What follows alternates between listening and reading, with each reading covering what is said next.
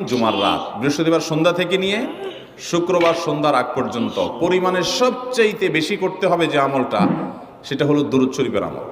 নবী করিম সাল্লাল্লাহু আলাইহি ওয়াসাল্লাম বলেছেন, আকসিরু আলাইয়া মিনাস সালাতি মিন ইয়াউমিল জুমআতি ওয়া লাইলাতিল জুমআ, তোমরা জুমার দিন এবং জুমার রাতে আমার প্রতি বেশি বেশি দুরূদ পাঠ করবে, দুরূদ প্রেরণ করবে।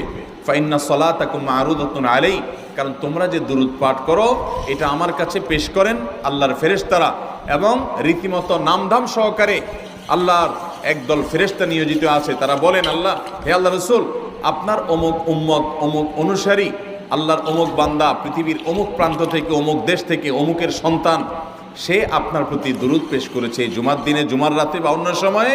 এটা নবী করিম সাল্লাল্লাহু আলাইহি ওয়াসাল্লামের কাছে রিপোর্ট দেওয়া হয় আল্লাহর নিযুক্ত ফেরেশতাদের মাধ্যমে।